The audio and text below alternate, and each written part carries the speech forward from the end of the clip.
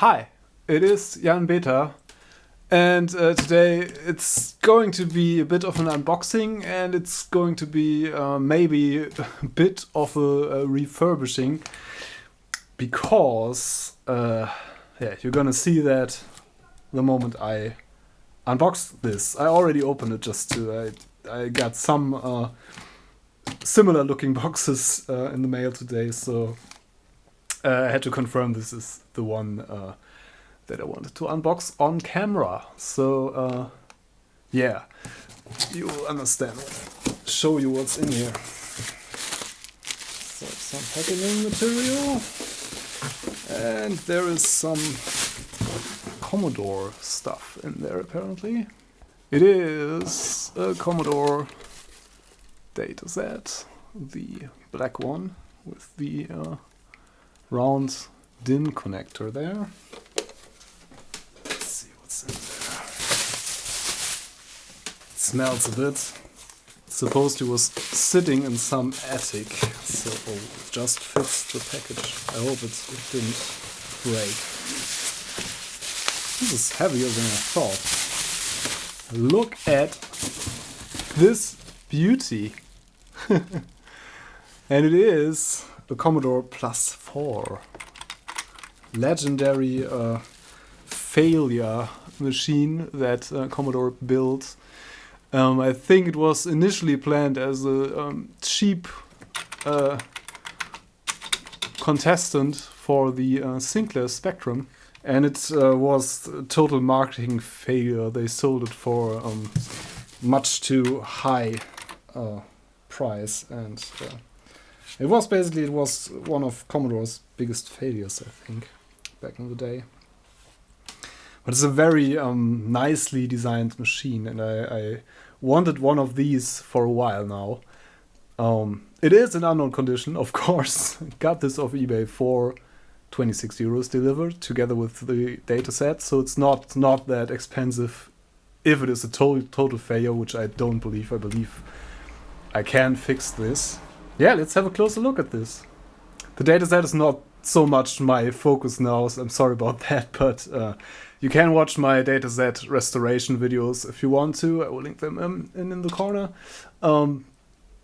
It's basically the same, just in black. It's just the same with a different connector and the black thingo. So yeah, let's take a look at this. So here it is. It's a bit dusty, and there's some severe dirt between the keys there, but nothing too serious. It's a Plus 4. Look at the serial number, it's really low. I don't know how many of these were made, but so. And it has this weird square DIN connector that is basically, these aren't made anymore. The plugs aren't made anymore. This is standard mini DIN, I think. The other connectors, the joystick connectors and the cassette connector, I have a dataset that fits that, so that's not a problem. Yeah, it has a standard user port, I think. It's slightly different pinout, maybe. The video is the same, supposedly, as on the Commodore 64, so that's the least problem I have.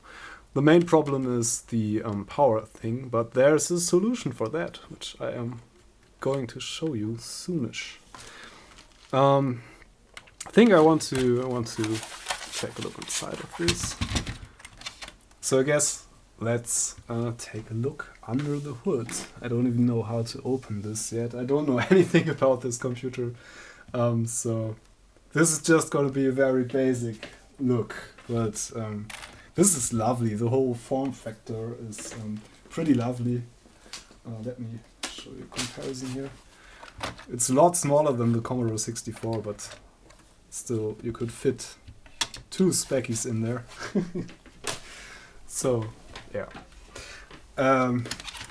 Okay, let me see how this opens up. And oh, it is sealed.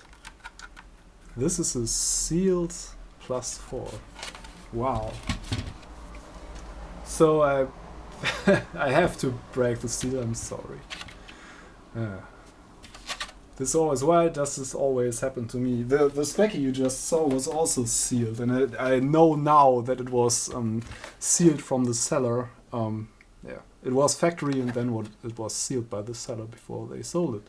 So the same with this thing, supposed to, because it's Allkauf, which is a German.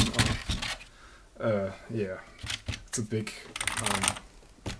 seller of household wares and basically everything.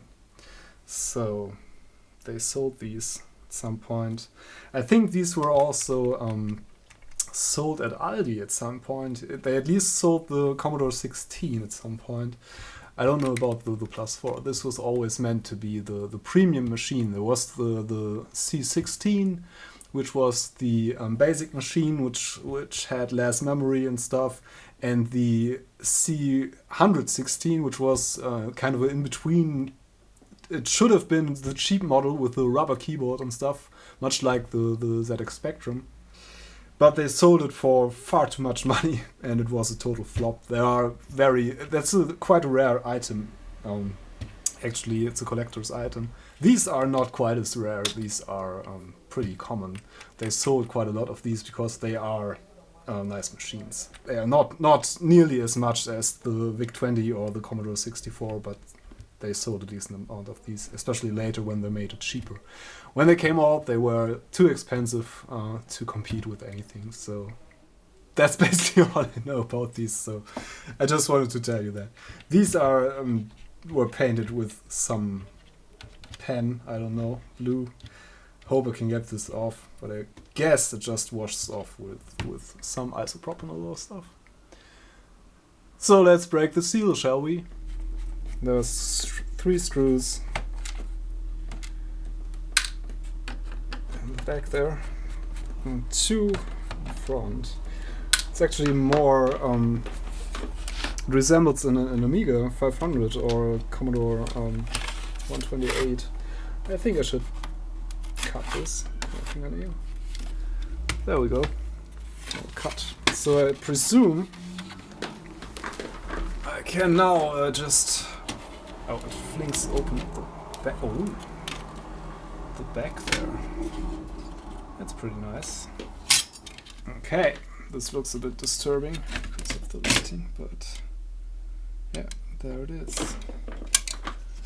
There's some keyboard connector.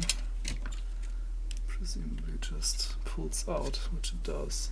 This is much like the keyboard connectors on the Spectrum, actually, but it's a better ribbon cable there. There's quite some dust, and there's this convenient copper thing that does all the shielding, which is pretty nice. So the keyboard, let's get this. The keyboard metal thing is used as doubles up as a shielding because it's connected here on the cartridge port there. That's a nice design, actually. Pretty nice. Okay, so here we are. I believe this is our processor, the 8501. And yeah, basically these are all chips. I don't really know because I only know the Commodore 64 and these are the RAM chips. There are 8 of them. I believe this has 64K, just like the Commodore 64. Fuse seems to be good. It's quite similar. The rectifier looks quite similar to the Commodore 64. And under here is probably the TAT chip. Oh, and it has a little tab. This is not too bad, actually. The whole design is not too bad. Actually, some of these disk capacitors are a bit cracked. This one is a bit cracked, and this one too. I know what that's all about. But yeah, this doesn't look too bad at all. So I think I'll clean it up a bit. And yeah, then we'll see what we are going to do about this power connector here. There's a little 555 timer. Yes. Little 555 timer for the reset circuitry. Some of the multiplexers, I believe, for the RAM. The ROMs.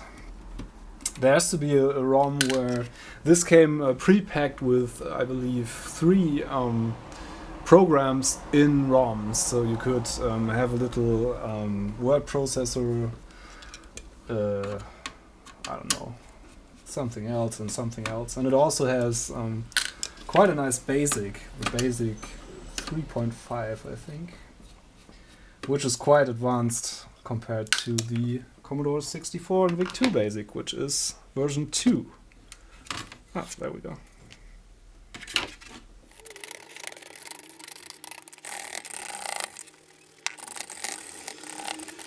Doesn't really look all that bad.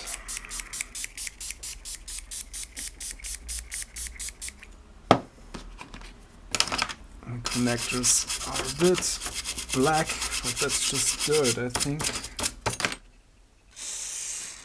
This is the TAD, I believe, the chip around which this is all built. This whole system is built around this chip, because it is the graphics chip, it is the sound chip, it is, I believe it also takes some parts that the PLA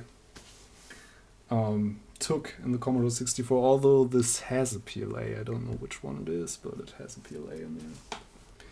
So I'm going to clean up the old heat goo here. Thermal paste, the correct term, I believe, with some alcohol. Oh, and the chip, the thermal paste actually ate away the markings on the chip. That's interesting. Never seen that before. What thermal paste did they use for that? So a bit aggressive, it seems. So I'm going to bend this a bit so it reaches the chip like this. So this is not a bad construction. It's also been used in the Commodore 64 in some revisions of the board. This copper tab connects to the whole shielding, and the whole shielding becomes the heatsink basically. But you have to use some thermal compound there, because otherwise it won't transfer the heat from the chip to this whole construction here.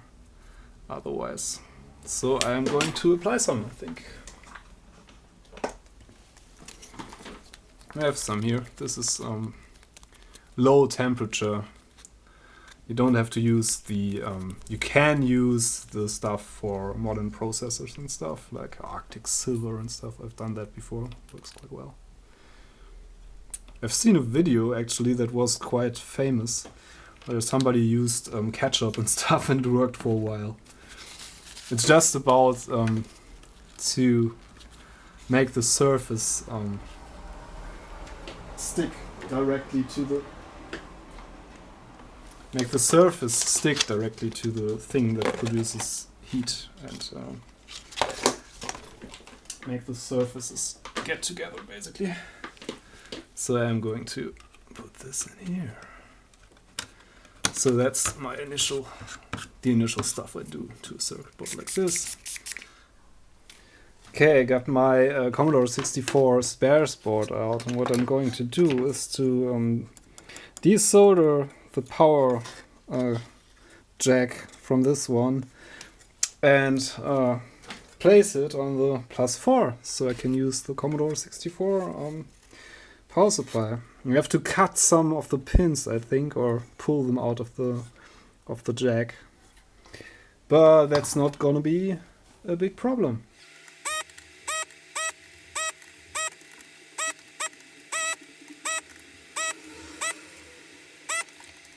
Okay, that should probably do it. So here we are, nicely desoldered Commodore 64 power jack. So I'm gonna have to have a look at the instructions. I'm gonna link in below where I got this. And also Dean Le Soleil on Twitter and on YouTube. Actually, I will link in his channel. There's some interesting stuff on retro computers as well. Did this before, after I pointed him to the website, before I even got the Plus 4. He had a Plus 4. He was the one who made me buy a Plus 4, and then I saw that one on eBay and just had to buy it because it was so cheap. So, thanks, Dean. So, and of course, I also have to desolder the jack on the Plus 4 to fit in the new jack, hopefully.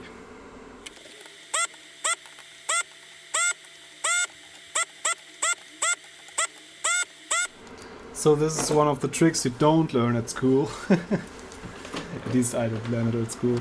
You're adding solder to desolder because if you let some fresh flux flow in there, it's gonna help with the heat, the transfer of the heat. So it's easier to desolder these.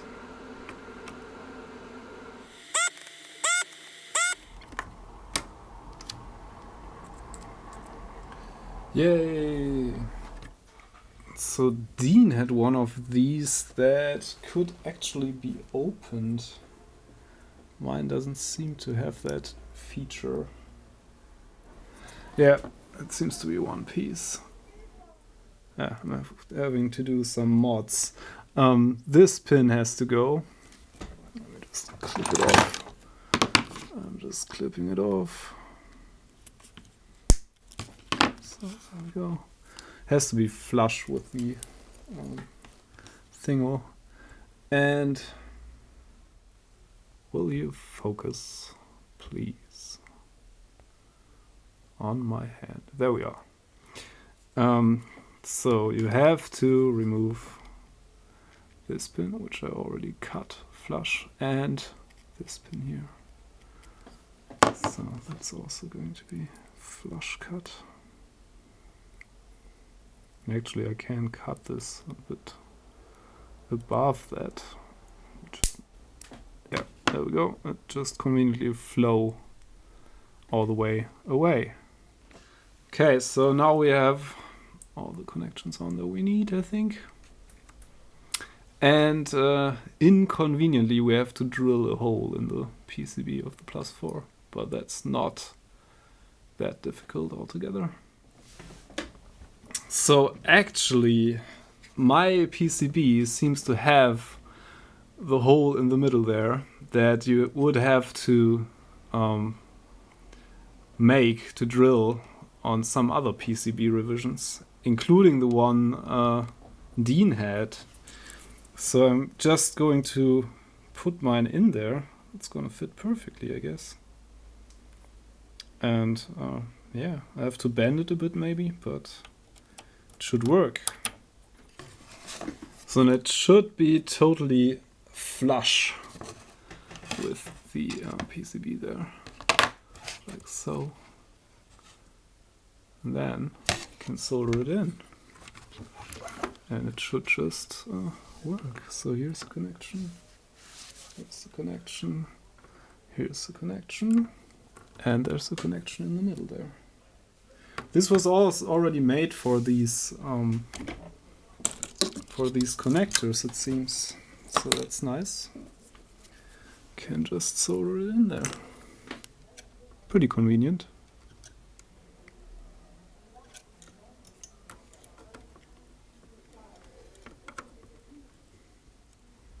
So on some PCBs you have to drill the middle hole here.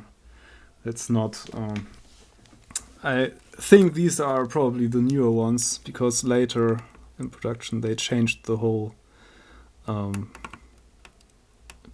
to the Commodore 64 one and just had to produce one PSU. So it's the same, it's just a different connector anyway. So yeah, looks pretty factory to me. So got the new one in there, and if I ever wanted to go back to this one, it's not a problem. I can just desolder this one and solder this one in there. So I have this connected to my self-made power supply with a beeswax Commodore 64 saver, C64 saver in place there, which should also work for the Plus 4. And I have connected it to the big screen with the S-video cable I made a while back. So, fingers crossed. Let's see what this does without further ado. And sure enough, there we are. That's nice. Seems to work.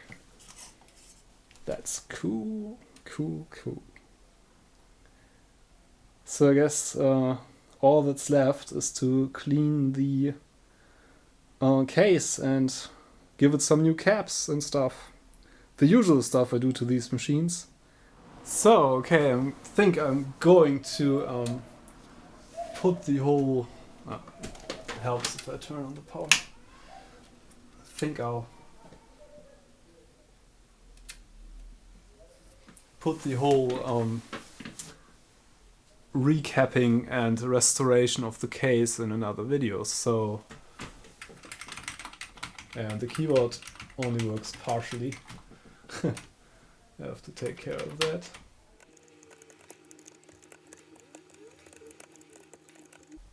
Yeah, I'll have to clean the keyboard membrane pretty thoroughly.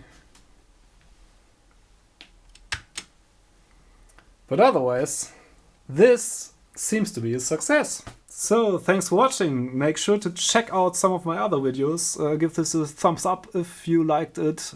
Subscribe to my channel, there's gonna be more of this. Check out my Patreon page, and I hope to see you again sometime. Thanks for watching, I'm Jan Beta. See you next time. Bye!